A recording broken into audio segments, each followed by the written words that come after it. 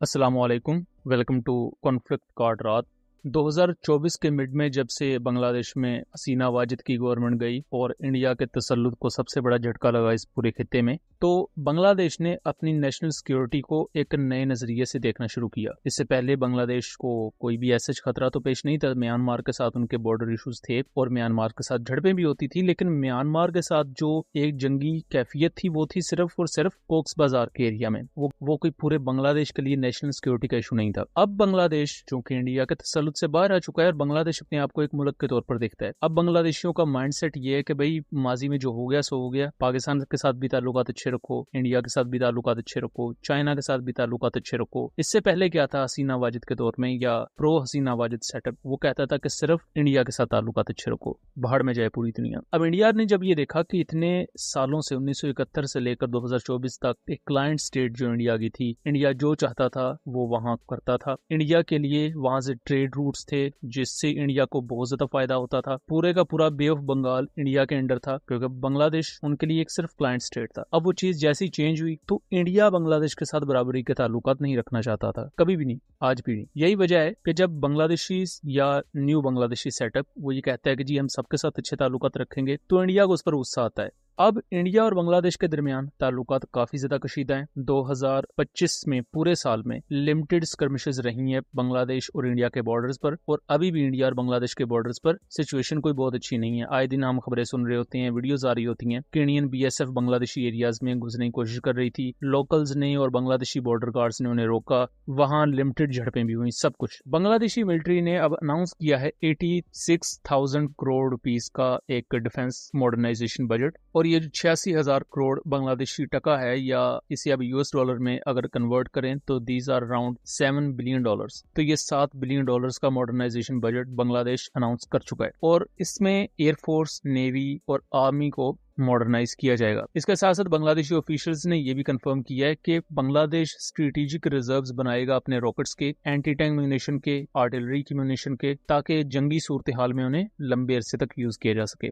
इस वक्त 3 ऐसी बड़ी कंट्रीज हैं जिनके वेपन सिस्टम्स में बांग्लादेश इंटरेस्टेड है ऑफिशियली। पहली है चाइना, जिसके jet and seas, air defence systems, even frigates और सबमरीन्स वगैरह बांग्लादेश को ऑफर की जा चुकी हैं। देन आता है तुर्किया के कई weapon systems already Bangladesh use कर रहा है। तुर्किया के TRG सीरीज के मल्टीपल लॉन्च रॉकेट सिस्टम्स जो शॉर्ट रेंज के सरफेस टू सरफेस मिसाइल्स या रॉकेट्स हैं, और इसके साथ साथ तुर्किया की लाइट हॉविट्जर्स। फिर तीसरा मुल्क आता है पाकिस्तान ऑलरेडी बांग्लादेश के टैंक्स को मॉडर्नाइज करने के लिए डील साइन कर चुका है। पाकिस्तान की एमोनिशन, पाकिस्तान की आर्टिलरी और टैंक्स के लिए जो गोला बारूद है वो पाकिस्तान ऑर्डिनेंस फैक्ट्री प्रोवाइड करती है बांग्लादेश को। इसके साथ साथ पाकिस्तान के JF-17 थंडर ब्लॉक 3 एयरक्राफ्ट में बांग्लादेश इंटरेस्टेड है। बांग्लादेशी जनरल्स पाकिस्तान आ चुके हैं, Pakistani army chief, air chief और पाकिस्तान के नेवल चीफ से मुलाकातें भी हुई हैं। यहाँ तक कि बांग्लादेश के एयर चीफ भी रिसेंटली पाकिस्तान आ चुके हैं। ये वो 3 कंट्रीज हैं जिनके वेपन सिस्टम्स में बांग्लादेश ऑफिशियली इंटरेस्टेड है। पाकिस्तान के लिए ये एक बेहतरीन मौका है कि अपने ऐसे वेपन सिस्टम्स को पिच किया जाए बांग्लादेश के लिए जिनकी उन्हें जरूरत है। अगर हम JF-17 थंडर ब्लॉक 3 की बात करें तो वहां काफी ज्यादा चांसेस है कि अगर JET-C बांग्लादेश ले लेता है तो सेकंड नंबर पर वो JF-17 ब्लॉक 3 भी खरीदेंगे, क्योंकि हाई एंड लो का मिक्स बरकरार रखना है बांग्लादेश ने। तो MiG-29 अगर हाई एंड एयरक्राफ्ट है और उसको JET-C रिप्लेस कर रहा है, तो जो पुराने F-7 एयरक्राफ्ट हैं उन्हें रिप्लेस कर सकते हैं JF-17 थंडर ब्लॉक 3, बिकॉज वो एक लाइट कॉम्बैट एयरक्राफ्ट है।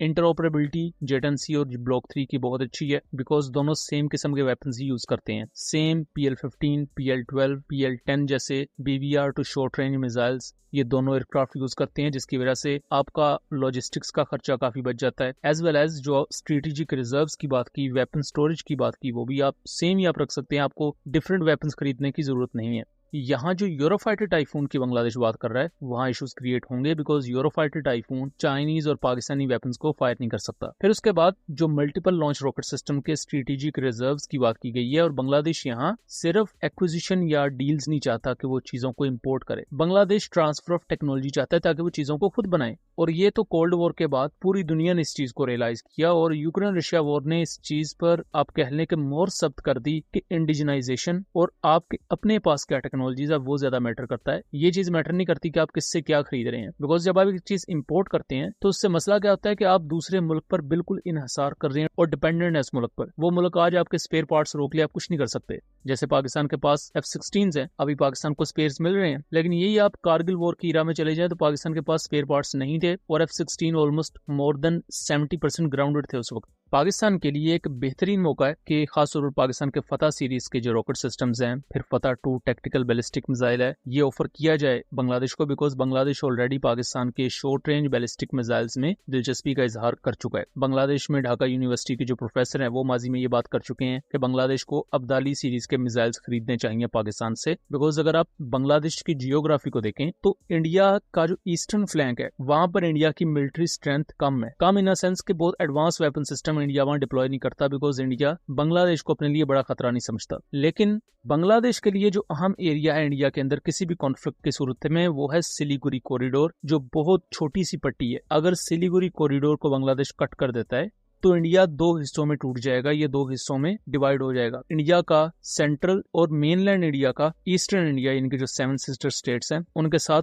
कनेक्शन टूट जाएगा। इस चीज पर बांग्लादेशी जो सोर्सेज और फिगर्स हैं वो थ्रेटन कर चुके हैं इंडिया को कि अगर इंडिया किसी भी सूरत बांग्लादेश की नेशनल सिक्योरिटी को थ्रेटन करने की कोशिश करता है तो बांग्लादेश सिलीगुड़ी कॉरिडोर पर स्ट्राइक्स करेगा। और उसी मिलिट्री कैपेसिटी को बिल्ड करने के लिए बांग्लादेश को लॉन्ग रेंज स्ट्राइक वेपन्स या स्टैंड ऑफ वेपन्स चाहिए, और उसके लिए फतह सीरीज के मिसाइल्स या रॉकेट्स एक बेहतरीन ऑप्शन है। यहाँ Pakistan even transfer of technology भी ऑफर कर सकता है बांग्लादेश को। बहरहाल अभी फिलहाल के लिए बजट अनाउंस कर दिया गया है जो पिछले 10 सालों से ऑलमोस्ट रुका हुआ था, और यही बहुत बड़ी डेवलपमेंट है कि अब बांग्लादेश ने एक प्रैक्टिकल स्टेप ले लिया है। इस प्रैक्टिकल स्टेप के बाद नेगोशिएशंस भी ऑलमोस्ट स्टार्ट हो चुकी हैं, पाकिस्तान के साथ भी, तुर्किया के साथ भी, चाइना के साथ भी, और रिसेंटली बांग्लादेशी पीएम तुर्की गए हुए थे।